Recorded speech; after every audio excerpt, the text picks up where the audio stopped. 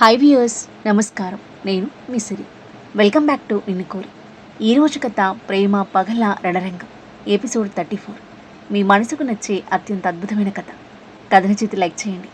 ఈ కథ మీకు ఎలా అనిపించిందో మీ అభిప్రాయాన్ని తప్పకుండా కామెంట్ చేయండి. ఇక కథలోకి వెళ్తే, చీఫ్ ప్రీషా నుదుటిన ప్రేమగా ముద్దు పెట్టి మెల్లిగా వెనక్కి తిరిగి వెళ్ళిపోతుంటే ప్రీషా కన్నీళ్లతో బాధగా చూస్తూ ఉండిపోయింది. అతను దూరం అవుతుంటే ఆమె హృదయం భారంగా మారుతుంది.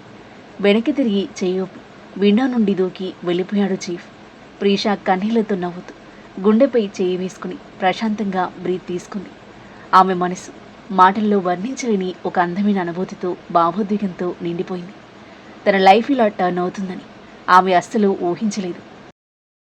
ఒక రాక్షసుడి చేతిలో బందీ తనని కాపాడడానికి తన లైఫ్లోకి దేవుడిలా వచ్చాడు వేదాంత్.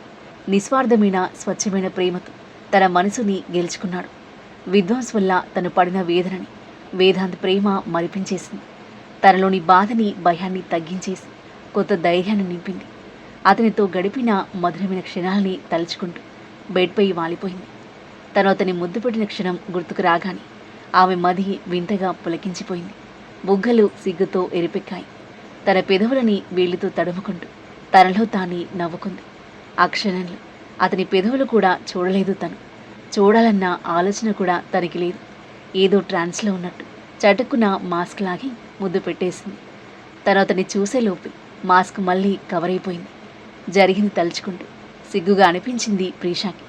తొలి ప్రేమలోని ఆ మధురానుభూతిని ఆస్వాదిస్తూ ప్రశాంతంగా బ్రీత్ తీసుకుని కళ్ళు మూసుకుంది. మరోవైపు చీఫ్ విల్లా బ్యాక్ సైడ్ నుండి బయటికి నడుస్తున్నాడు. అతని అడుగులు తడబడుతున్నాయి, కళ్ళు మూసుకుపోతున్నాయి.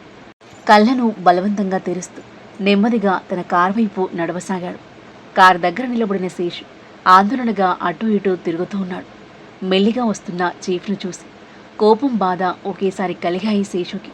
చీఫ్ అతని వైపు చూసి చిన్నగా నవ్వడానికి ప్రయత్నించాడు. అంతలోనే అతని కాళ్ళు తడబడి ముందుకు వాలిపోతుంటే చీఫ్ అంటూ పరిగెత్తుకుంటూ వచ్చి తన చేతుల్లోకి అందుకున్నాడు శేషు. అతని కళ్ళల్లో నీళ్లుండాయి. చీఫ్, మీరు ఇంత రిస్క్ తీసుకుని ఇక్కడికి ఎందుకు వచ్చారు? నేనున్నాను కదా మేడంని చూసుకోవడానికి. చీఫ్ అలసటిగా కళ్ళు తెరిచి అతని వైపు చూసి చిన్నగా నవ్వాడు. తనకిప్పుడు నా అవసరం ఉంది. తను అలాంటి స్థితిలో ఎలా వదిలేస్తాను?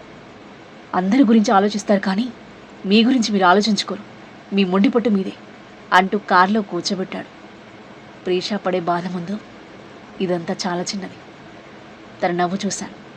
ఇప్పుడు ప్రశాంతంగా ఉంది అంటూ కళ్ళు మూసుకున్నాడు చీఫ్. శేషు ఇంకేం మాట్లాడలేక టేకే చీఫ్ అని కార్ డోర్ క్లోజ్ చేశాడు.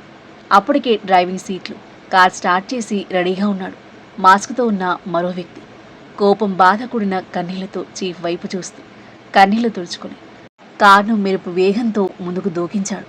శేషు బాధగా నిట్టూరుస్తూ తన రహస్య స్థావరానికి వెళ్ళాడు శశాంక్. అప్పటికి మెల్లిగా తెల్లవారుతూ ఉంది. శశాంక్ వెళ్ళేసరికి కరణ్, కళ్యాణ్తో పాటు మిగతా ఆఫీసర్స్ ధనరాజ్ చేస్తున్న ఇల్లీగల్ వర్క్స్ గురించి డిస్కస్ చేస్తున్నారు. శశాంక్ వెళ్ళి వాళ్ళతో పాటు చేరాడు. ఈ ధనరాజ్ అన్ని లిమిట్స్ క్రాస్ చేశాడు. వేరే దేశంలో కూర్చొని మన దేశాన్ని నాశనం చేయడానికి కుట్రలు చేస్తున్నాడు మండిపోతూ అన్నాడు కరణ్. శశాంక్ మొహం కోపంతో ఎర్రబడింది. అవును, ధనరాజ్ లాంటి వాళ్ళ వల్ల ప్రతిరోజు ఏదో ఒక రూపంలో ప్రమాదాలు జరుగుతూనే ఉన్నాయి. నకిలీ మందులు, డ్రగ్స్, అమ్మాయిల కిడ్నాప్లు, బాంబ్ బ్లాస్ట్, ఇలా ప్రతి రూపంలో దేశాన్ని విషపూరితం చేస్తున్నారు. అలాంటి క్రిమినల్స్ని అడ్డుకోవడానికి చీఫ్ లాంటి ధైర్యవంతులైన ఏజెంట్స్ ఉన్నారు. తమ ప్రాణాలను కూడా లెక్క చేయకుండా ప్రతి మిషన్ని కంప్లీట్ చేస్తున్నారు. దేశం కోసం వాళ్ళు చేసే త్యాగానికి విలువ కట్టలేం అని అన్నాడు శశాంక్ ఆవేశంగా. కరణ్ కూడా అంగీకరిస్తూ తల ఊపాడు. నిన్న జరిగిన ఎన్కౌంటర్లో ఆ రాక్షసులను ఫినిష్ చేయడం సరైన నిర్ణయమే. అమాయకుల ప్రాణాలతో ఆడుకునే వాళ్లకు అలాంటి పనిష్మెంట్ కరెక్ట్. కానీ నిన్న రియల్ ఎస్టేట్ శంకర్ని, అతని మనుషులని ఎవరో దారుణంగా చంపేశారు. నాగవల్లి మనుషులే ఈ పని చేశారనిపిస్తుంది. ఈ విషయం గురించి మనం ఏమైనా చేయాలా? సందేహంగా అన్నాడు కళ్యాణ్. లేదు, చీఫ్ ఢిల్లీకి వెళ్ళారు. ఆయన తిరిగి వచ్చిన తర్వాతే నెక్స్ట్ డెసిషన్ తీసుకుంటాం. అప్పటి వరకు మనమంతా మన మిషన్పై మాత్రమే ఫోకస్ చేయాలి అని సమాధానం ఇచ్చాడు శశాంక్. అందరూ సాలోచనగా తల ఊపారు దృఢ నిశ్చయంతో. మరోవైపు హాస్పిటల్లో ఆపరేషన్ థియేటర్లో దేవాకు ట్రీట్మెంట్ కొనసాగుతుంది. డాక్టర్లు, నర్సులు హడావిడిగా తమ పని చేస్తున్నారు. ఆపరేషన్ థియేటర్ బయట కూర్చున్న మిత్ర 2 చేతులు జోడించి కళ్ళు మూసుకొని దేవ క్షేమంగా ఉండాలని దేవుణ్ణి ప్రార్థిస్తూ తీవ్రంగా వణికిపోతున్నాడు. ఆపరేషన్ పూర్తయిన అతని కండిషన్ ఇంకా సీరియస్గానే ఉంది. తాతయ్య ఆపరేషన్ థియేటర్ గ్లాస్ డోర్ పైనుండి మనవడిని చెమ్మగిలిన కళ్ళతో చూస్తున్నారు. నన్ను క్షమించు నాన్న. ఈ దారులను నడవనిచ్చాను, కానీ నేను కాపాడలేకపోయాను. నీ లక్ష్యం కోసం నిన్ను నువ్వే మర్చిపోయావు. శత్రులను వెంబడిస్తూ నీ ప్రాణాన్ని లెక్క చేయలేదు. కానీ ఈ ముసలి తాతయ్య గుండెని మాత్రం మర్చిపోయావు. నేను ఇంకెంతకాలం భరించాలి దేవుడా? నా కళ్ళ ముందే నా వాళ్ళను కోల్పోయాను. ఇప్పుడు మళ్ళీ నా మనవన్ని ఈ స్థితిలో చూడాల్సి వస్తుంది. వాణ్ణి కాపాడు దేవుడా, కాపాడు. దేవ బ్రతుకుతాడని ఆశ, నమ్మకం ఉన్న కాస్త భయం కూడా ఉంది అతనిలో. ఇంతకుముందు తన ఫ్యామిలీని పోగొట్టుకున్న బాధ అతన్ని తీవ్రంగా వేధిస్తుంది. మిత్ర నెమ్మదిగా వచ్చి ఆయన భుజంపై చేయి వేశాడు. తాతయ్య. ఆ పిలుపు వినగానే ఆయన వెనక్కి తిరిగారు, మిత్ర కన్నీళ్లతో చూస్తూ. బాయ్కి ఏమి కాదు తాతయ్య, ఆయన చాలా స్ట్రాంగ్, తప్పకుండా క్షేమంగా ఉంటాడు అని అన్నాడు. తాతయ్య బాధగా నవ్వాడు. మిత్ర, విధి ఎంత విచిత్రమైందో చూసావా? నా పిల్లలకు సంతోషం శాశ్వతంగా దక్కడం లేదు. ప్రతిసారి వాళ్ళ జీవితంలో ఆనందం వచ్చిందనుకున్న లోపే విధి మళ్ళీ వాళ్ళని పరీక్షిస్తుంది. బాయి ఎంచుకున్న దారి చాలా ప్రమాదకరం తాతయ్య. ప్రతి అడుగులో చావుతో పోరాటమే. పగ, ప్రతీకారం అన్నీ వదిలేసి నార్మల్ జీవితం గడపమని నేను ఎన్నోసార్లు చెప్పాను. గడపగలడు, కానీ వాడు గడపడు. వాడి లక్ష్యం వాడి ప్రాణం కంటే పెద్దది. మన కుటుంబాన్ని నాశనం చేసిన వాళ్ళని శిక్షించకపోతే వాడికి మనశ్శాంతి దొరకదు. ఆ నేరస్తులు ఎన్నో కుటుంబాలను నాశనం చేశారు. ఇప్పుడు వాళ్ళ పాపాల లెక్క తేలాల్సిన సమయం వచ్చింది అంటూ దేవ వైపు చూసి వెళ్ళి చైర్లో కూర్చున్నాడు తాతయ్య. మిత్ర దేవ వైపు చూస్తున్నాడు. చుట్టూ మానిటర్స్, మెడికల్ ఎక్విప్మెంట్ ఫిక్స్ చేసి ఉన్నాయి. అతను అలా చూసి మిత్ర ప్రాణం పోతున్నట్టుగా ఉంది. దేవ ఎప్పుడూ అతన్ని సొంత తమ్ముడిలా చూసుకునేవాడు. తన వాళ్ళందరినీ కోల్పోయిన అతనికి అన్నీ తానే నిలిచాడు. ఇప్పుడు అతని ప్రాణాలతో పోరాడుతుంటే తట్టుకోలేకపోతున్నాడు మిత్ర. ప్రతి క్షణం ఒక యుగంలా అనిపిస్తుంది. కన్నీళ్లతో మౌనంగా అతని వైపు చూస్తుండగా ముసుగు వేసుకున్న ఒక వ్యక్తి వచ్చి అతని పక్కనే నిలబడ్డాడు. అతని చూపు కూడా దేవా మీదే నిలిచిపోయింది. కొద్దిసేపు మౌనం తర్వాత, ఎలా ఉన్నాడు బాయ్ అని అడిగాడు. మిత్ర తల తిప్పి చూశాడు. ఇంకా ఏం తెలియదు. బాయ్ ప్రాణాల మీద ఆయనకున్న నమ్మకం, ధైర్యం నాకు లేవు. బ్రతుకుతానని ప్రామిస్ చేశాడు. మిత్ర ఎర్రబడిన కళ్ళెత్తు దేవా వైపే చూస్తూ ఉండిపోయాడు. ఆ ముసుగు వ్యక్తి అతని భుజం చుట్టూ చేయి వేసి ఓదార్పుగా తట్టాడు. వాడు దొరికాడా? దేవా వైపు చూస్తూ గంభీరంగా అడిగాడు మిత్ర. దొరికాడు. ఎక్కడా? ఎప్పుడూ ఉండే అదే ప్లేస్లో. వాడి మనుషులతో కలుసున్నాడు. మిత్ర కళ్ళలో అగ్ని రాజుకుంది. పిడికిళ్ళు గట్టిగా బిగిస్తూ, ఇంకెక్కువ రోజులు లేవు. బాయి క్రిటికల్ కండిషన్ నుండి బయటపడితే ఆ తర్వాత వాడి లెక్క నేనే స్వయంగా తెలుస్తాను. ప్రతీకారం అంటే ఏమిటో జీవితాంతం మర్చిపోలేని విధంగా చూపిస్తాను. వాడు అన్ని హద్దులు దాటేశాడు. బాయికి ఏమైనా జరిగితే ఆ దేవుడి మీద ఒట్టు, వాడి అంత నా చేతుల మీద జరుగుతుంది రగిలిపోతూ అన్నాడు మిత్ర. ఇప్పుడేం చేయాలి అడిగాడు ముసుగు వ్యక్తి. వాడిపై నిఘా ఉంచు, కానీ మన మీద వాడికి ఎలాంటి అనుమానం రాకూడదు. ఇప్పుడు నువ్వు వెళ్ళిపో. దేవాని మరోసారి చూసి ఆ వ్యక్తి నిశ్శబ్దంగా అక్కడి నుంచి వెళ్ళిపోయాడు. అతను వెళ్ళిపోయిన తర్వాత మిత్ర గ్లాస్ డోర్పై 2 చేతులు ఆనించి, నీ పాపాలకుండా నిండిపోయిందిరా. ఈరోజు నా బాయి స్థితికి రావడానికి కారణం నువ్వే. బాయికి ఏమైనా జరిగితే దేవుడి మీద ఒట్టు, నీకు మరణం కూడా ఒక వరంలా అనిపించేలా శిక్షిస్తాను. నీ ఆత్మ కూడా విలవిల్లాడేలా నిన్ను అంతం చేస్తాను. నిన్ను అస్సలు బ్రతకనివ్వ నేను. అతని ఎర్రబడిన కళ్ళలో రగులుతున్న ఆ కోపం రాబోయే తుఫానికి నిశ్శబ్ద సంకేతంలా కనిపిస్తుంది. 8 అవుతుండగా ప్రీషాకి మేలుకు వచ్చింది. కళ్ళు తెరిచి చుట్టూ చూసింది. విధ్వంస్ కనిపించలేదు. ఈ రాక్షసుడు ఇంకా రాలేదనుకుంటా అని అనుకుంటూ లేచి టవల్ డ్రెస్ తీసుకుని బాత్ చేయడానికి వెళ్ళింది. కాసేపటి తర్వాత విధ్వంస్ గదిలోకి అడుగుపెట్టాడు. జస్ట్ 2 రోజుల్లోనే తన మనుషులని వరుసగా కోల్పోవడం అతని కోపాన్ని, ఫ్రస్ట్రేషన్ని మరింత పెంచింది. నైట్ అంతా నిద్ర లేకుండా ఇన్వెస్టిగేషన్ పనులతో తిరగడంతో పూర్తిగా అలసిపోయాడు. బెడ్పై కూర్చొని తల నొక్కుంటూ ఉన్నాడు.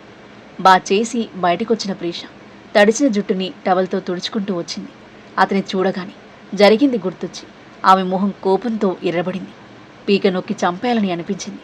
కోపాన్ని కంట్రోల్ చేసుకుంటూ జుట్టు వెనక్కి విసిరేస్తూ డ్రెస్సింగ్ టేబుల్ దగ్గరికి అడుగులు వేసింది. ఆమె జుట్టు నుంచి జారిన కొన్ని నీటి చుక్కలు గాల్లోకి ఎగిరొచ్చి విధ్వంస్ మొహంపై పడ్డాయి. ఆ చల్లని స్పర్శకి మెల్లిగా కళ్ళు తెరిచిన విధ్వంస్ ఎదురుగా మిర్రర్ ముందు నిలబడి ఉన్న ప్రీషాని మౌనంగా చూస్తున్నాడు. అతను చూడగానే ప్రీషా మొహం ముడుచుకుని గుర్రుగా చూడసాగింది.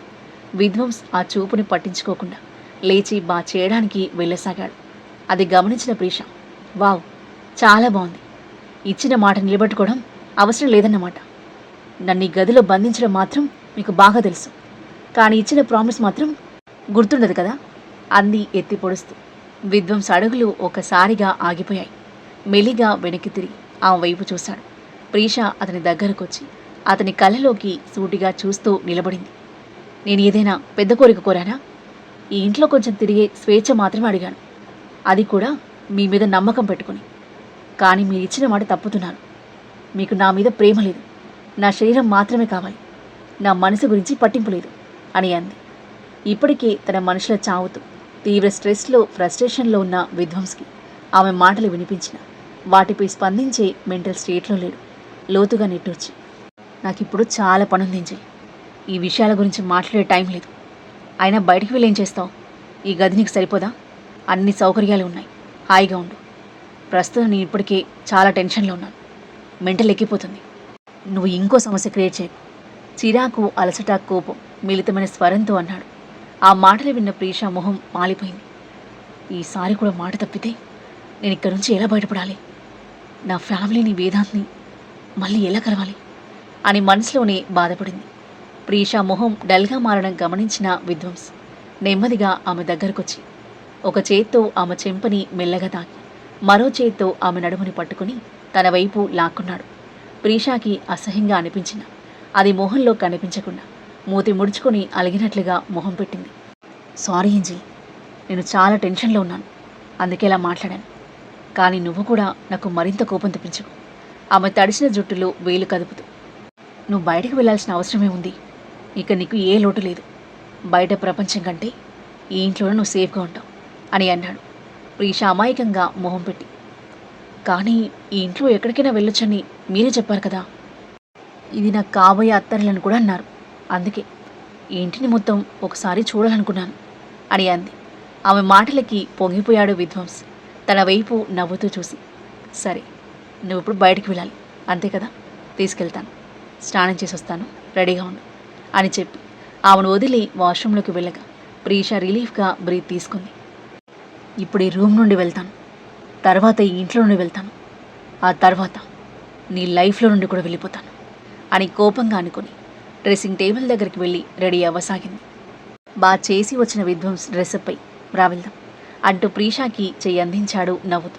ప్రీషా బలవంతంగా నవ్వుతూ అతని చేతిలో చెయ్యి వేగా ఆమెను తీసుకుని బయటికి వెళ్ళాడు విధ్వంస్. ప్రీషా ఆనందానికి హద్దులే లేవు. ఎన్నో రోజులుగా ఒకే గదిలో బందీగా ఉండిపోవడంతో బయట ప్రపంచమే మర్చిపోయినట్టుగా అనిపించింది. ఈరోజు ఏళ్ల తరబడి చీకటి చెరసాలలో ఉన్న పక్షికి ఒక్కసారిగా ఆకాశం కనిపించినట్టుగా ఆమె మనసు ఉప్పొంగిపోయింది. కళ్ళు చెమ్మకిల్లాయి. ఇలాగే ప్రయత్నిస్తే ఏదో ఒక రోజు తన ప్రయత్నాలకి ఫలితం దొరకొచ్చు అని ఓపు కలిగింది ప్రీషాకి. భవిష్యత్తులో ఏముందో ఎవరికీ తెలియదు, కానీ నమ్మకం, ధైర్యం ఉంటే తప్పకుండా ముందుకు వెళ్ళొచ్చు అని తనను తాను ధైర్యపరుచుకుంది. విధ్వంస్ ఆమె చేయిని గట్టిగా పట్టుకుని నెమ్మదిగా మెట్లు దిగుతున్నాడు. ప్రీషా ఒక బొమ్మలా అతని అనుసరిస్తుంది. మొహంలో ఎలాంటి భావం లేదు. ఆమె మనసులో వేదాంతి మెదిలాడు. అతని కళ్ళలో కనిపించిన అపారమైన ప్రేమ రాత్రి జరిగిన ప్రతి క్షణం ఆమె కళ్ళ ముందు తిరుగుతుంది. నేను రాత్రి అతను వెళ్ళిపోయినప్పటి నుంచి ఎందుకో ఆమె మనసు ప్రశాంతంగా లేదు. ఏదో తెలియని భయం, చెప్పలేని ఆందోళన ఆమెను వెంటాడుతున్నాయి. వెళ్లే ముందు అతను బ్లాంక్గా బాధగా చూసిన చూపులు ఆమె గుర్తొచ్చాయి. ఎక్కడికి వెళ్ళాడో ఏంటో, త్వరగానే వస్తానని చెప్పాడు కదా, ఖచ్చితంగా వస్తాడు. ఆలోచనలో మునిగిపోయిన ప్రీషా ఒక్కసారిగా తన బ్యాలెన్స్ కోల్పోయింది. కాలు జారి మెట్లపై నుంచి కింద పడబోయింది. విధ్వంస్ వెంటనే ఆమె చేయిని బలంగా పట్టుకుని తన వైపు లాగాడు. ప్రీషా టెన్షన్గా చూసింది. ఆమెకేదైనా అయిపోతుందేమోనన్న భయంతో విధ్వంస్ ఆమెను కౌగిలించుకుంటుంటే ప్రీషా తేరుకొని అతని నుంచి దూరంగా జరగబోయింది. కానీ విధ్వంస్ మాత్రం తన పట్టును వదలకుండా ఆమెని చూస్తూ ఉండిపోయాడు. ఏం చేస్తున్నావు ఏంజిల్? ఇంకో అడుగు ఆలస్యమైతే నువ్వు పడిపోయేదానివి. నీ దృష్టి ఎక్కడుంది అని ఆందోళనగా అడిగాడు. ప్రీష నెమ్మదిగా అతని చేతుల నుంచి బయటపడాలని ప్రయత్నించింది. కానీ విధ్వంస్ వదలలేదు. ఏంజిల్, నువ్వు నాకు ఎంత స్పెషల్ నీకు తెలుసా? నీ మీద చిన్న గీత పడినా నేను భరించలేను. నీ అందానికి ఒక్క మచ్చొచ్చినా నా గుండె తట్టుకోదు. అవసరమైతే మళ్ళీ నీ నా గదిలో బంధించడానికైనా నేను వెనకాడను అని అన్నాడు. అతని మాటలు విని ప్రీష మనసులో చేదుగా నవ్వుకుంది. నా అందమే నా జీవితానికి శాపమైంది. తన బాధ, తన ప్రాణం, తన మనసు ఇవేమీ అతనికి కనిపించడం లేదు. అతనికి కనిపించేది ఆమె అందం మాత్రమే. నువ్వు పక్కనే ఉండగా నేనేలా పడిపోతాను తలదించుకుని మెల్లిగా అంటూ అతని నుండి విడిపించుకోబోయింది. కానీ విధ్వంస్ ఒక్కసారిగా ఆమెను తన చేతుల్లోకి ఎత్తుకున్నాడు. ప్రీష ఒక్కసారిగా ఉలిక్కిపడి, ఏం చేస్తున్నావు? నన్ను కింద దించు అని కోపంగా అంది.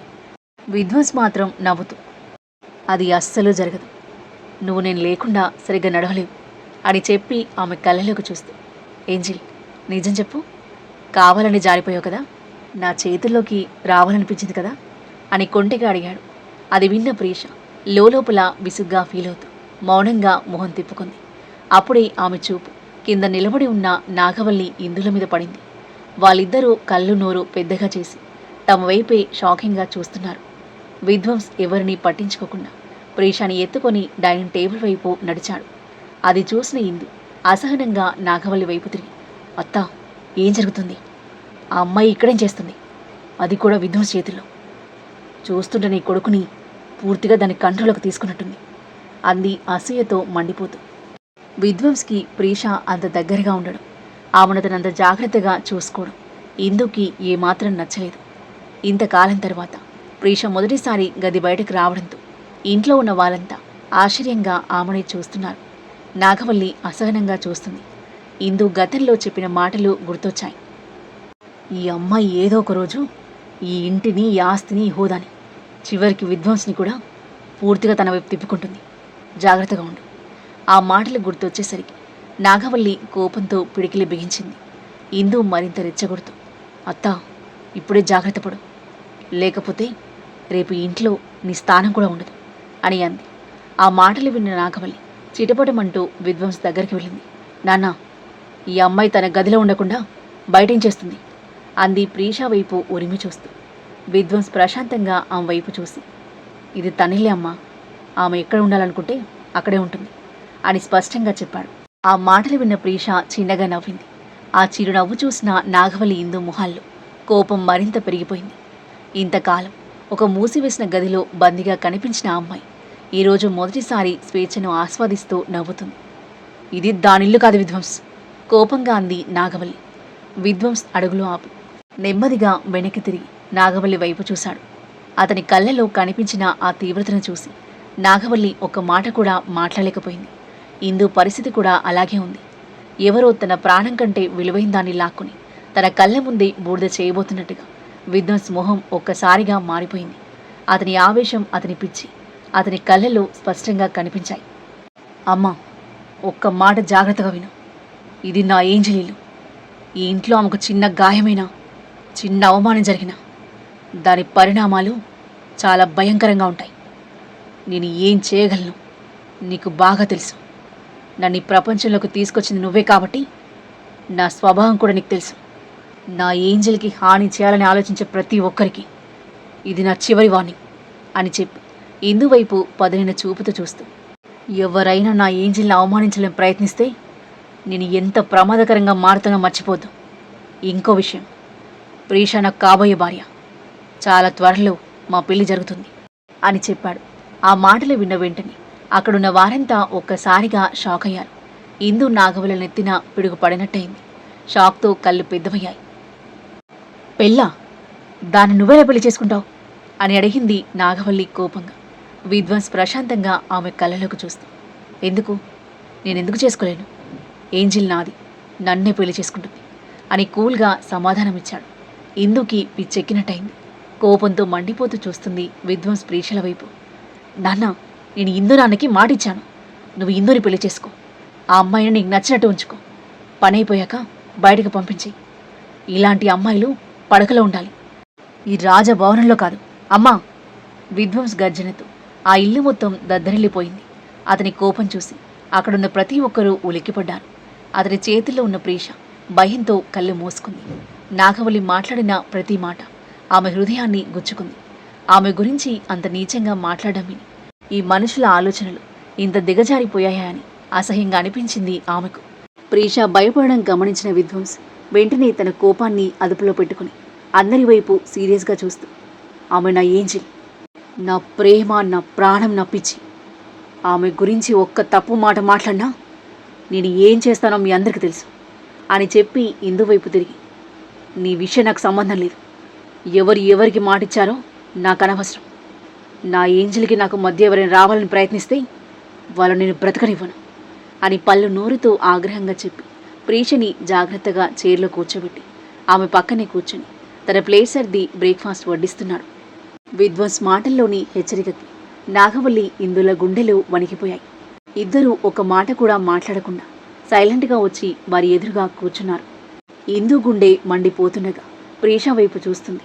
ఆమె మనసులో ఏదో ప్రమాదకరమైన ప్లాన్ రూపుదిద్దుకుంటుంది. కాళీ కూడా వాళ్లతో పాటు కూర్చున్నాడు. అందరూ తినడం మొదలుపెట్టారు. అంతలోని శేషు ఊపిరి సలపకుండా పరిగెత్తుకుంటూ లోపలికొచ్చాడు. అమ్మా, అది నాగవల్లి చిరాకుగా చూస్తూ, ఏయ్, ఏమైంది? ఎందుకంత హడావుడిగా పరిగెత్తుకుంటూ వచ్చావు? ఏమైనా కుక్క తరిమిందా అని అంది. ఆ మాట విన్న వెంటనే ఇందు కాళీ పెద్దగా నవ్వేశాడు. కానీ విధ్వంస్ మాత్రం వాళ్ళలో ఎవరిని పట్టించుకోలేదు. అతను ప్రీష ప్రపంచంలో మునిగిపోయాడు. తింటున్న ప్రీష వైపు కళ్ళారపకుండా చూస్తూ తింటున్నాడు.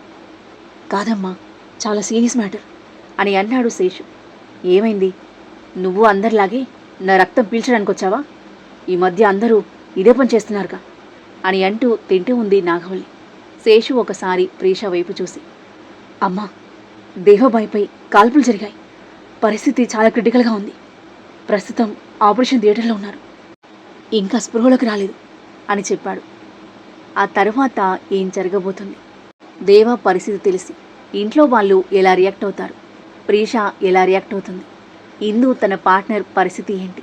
దేవాని చంపాలనుకున్నది ఎవరు? మిత్ర అతన్ని కనిపెట్టేశాడా? దేవా ప్రమాదం నుండి బయటపడతాడా లేదా? దేవా, వేదాంత్ ఇద్దరు ఒకరా ఇద్దరా? వారి గతమేంటి? ఈ ప్రేమ పగల రణరంగంలో ఎవరి జీవితం ఏ మలుపు తీసుకోబోతుంది?